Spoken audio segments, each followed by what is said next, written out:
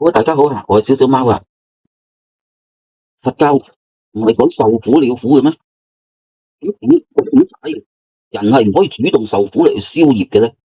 點樣處理今生同埋前世嘅罪業咧？嗱，只要大家睇到呢條片嘅最後，你哋呢啲問題都會得到圓滿嘅解答㗎。我哋而家開始，點解人唔可以主動受苦嚟到消業咧？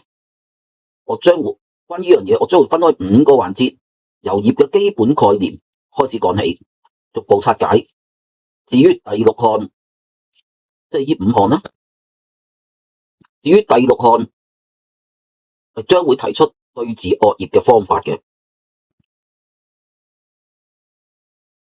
首先我哋重溫一下咩叫做業先，睇下我講緊嘅業同你心目中嘅業有啲咩唔同。喺印度嘅遠古時代已經有業嘅概念㗎啦。其實唔止係印度喎，古代嘅中國都有㗎。呢啲係一種因果報應嘅觀念嚟嘅，即係呢一啲嘢咧唔會無端端發生咁解。因果報應發生係一定有嗰個原因嘅喎。做好事就有好報，做壞事就有惡報。呢個都係呢個概念嘅一部分，所以做之前係要諗清楚㗎。如有不報，時辰未到。業嘅基本概念都係咁嘅。呢一句相信好多人都好熟㗎啦。因果之間咧係可以跨越世代，今生不報，來生報啊！甚至隔好多世先受報都得嘅。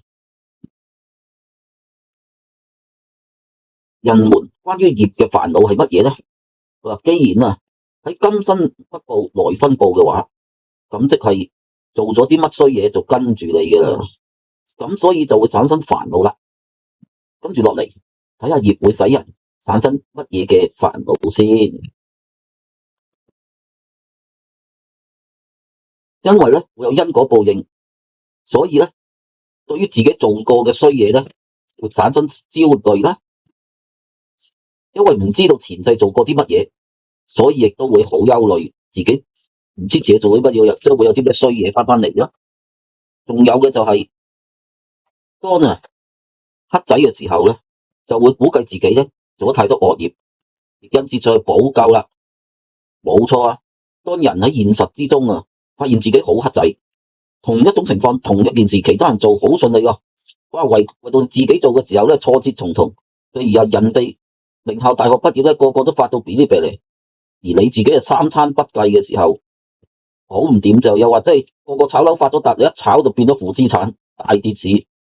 你對條仔條女好好，但係原來佢哋通常都係渣男渣女。呢個時候你就會估計自己太多業障，想消業㗎啦，係咪？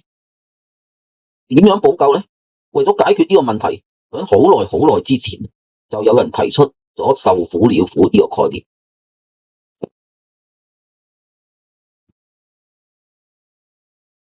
咁我哋睇下呢個概念係講啲咩先。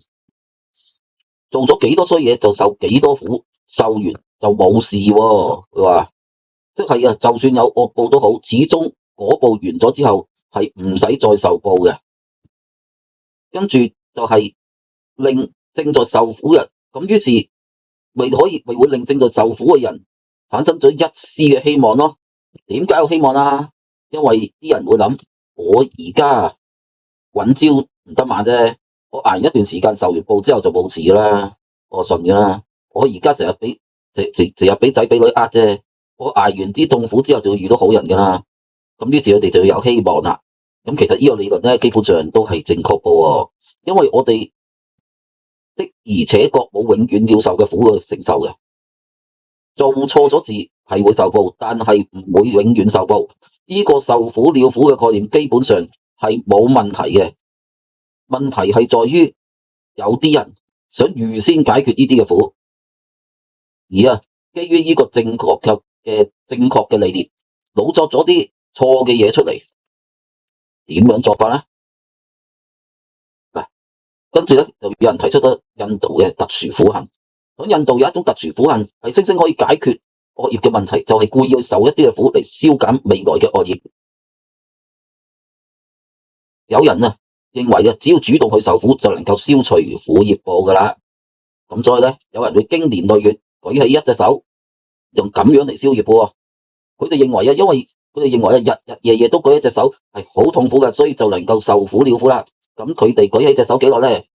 唔耐，幾十年啫。佢哋認為咁樣舉起隻手幾十年係好痛苦嘅，所以可以消除苦業報，消減業障，最終離苦得樂啊！但係結果係咩咧？係會造成終身殘廢嘅。由於舉一隻手呢個動作，令隻手即係4.3度啦，我哋講到令隻手嘅血液循環出咗問題，隻手就會冇晒肌肉，失去咗原有嘅功能，亦即係跛咗啦。而時至今日仍然有人做呢一種事。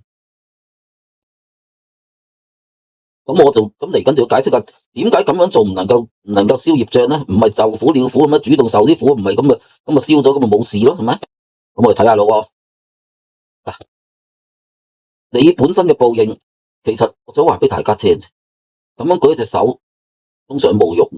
你本身嘅報應可能唔係手痛啊嘛，可能係腳痛啊、頭痛啊、生痔瘡啊、生血癌啊，可能係離婚啊、失業啊、失學啊、失身啊，下山1萬字。咁咪係咯，你淨係舉一隻手，淨係手痛，又點會抵消到千變萬化不同性質嘅業障呢？而另外一方面，我想要解釋下，就算咁啱你嘅苦報原本係手痛嘅時候，你都消唔到，點解呢？因為災病嘅顯化係源於緣起生法，故意做出一個結果係唔能夠消滅原本嘅惡緣嘅。我哋知道任何現象都係因緣和合而成嘅啦，除非你唔信佛法嘅啫。假設有一個現象係分別由緣 A 地圖呢度啦，緣 B 同埋緣 C 因緣和合而成嘅，而呢個現象會生出就係苦啦。咁你無端端搞到自己受苦，都係解決唔到呢個緣 A、緣 B、緣 C 嘅問題噶。你只不過係喺呢個人生嘅空間裏邊搞多樣嘢出嚟叫做苦，而呢樣嘢同呢幾個緣係無關嘅，所以你解決唔到呢幾個緣嘅問題，亦都係解決唔到本身嘅苦咯。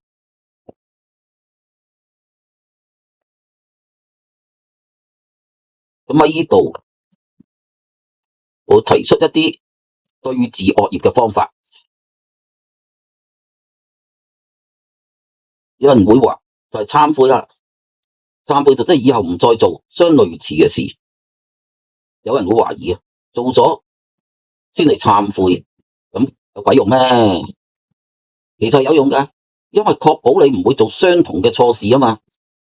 你曾經做過呢啲嘢，你又會有機會做第二次，係因為好多嘅原因做到呢啲嘢。你遇到相同嘅情況，但係你好可能會做第二次噶嘛。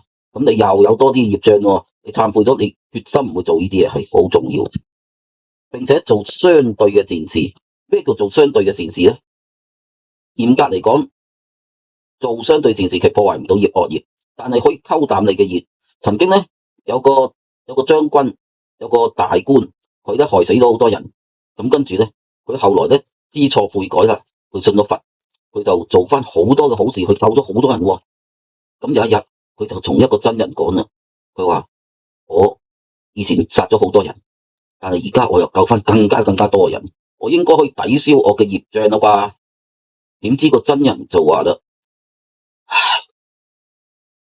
抵消唔係抵消，係以前你殺嘅人一個一個走嚟再殺你，以前你救嘅人一個一個走嚟救你，冇錯啦。其實所謂嘅消業障係咁嘅原理嚟噶，但係唔通你咁樣都係亡羊補牢，未為晚也喎。咁如果你唔通話你殺個人，你唔想有人嚟救你咩？日後係咪？雖然有人一個一個嚟殺你，都有人一個一個嚟救你。雖然可能你曾經即係搞到人哋炒魷之類咁輪到你而家俾人炒魷，你唔想有人去救你咩？係咪都係想噶所以咧，你就要繼續去幫人，去咧令到其他嘅人咧唔好再俾人炒或者會做得開心嘅時候，咁於是你咧日後咧就俾人幫翻嘅啦。處理仲有嘅就係話，其實我哋可以處理翻下前世嘅惡業嘅。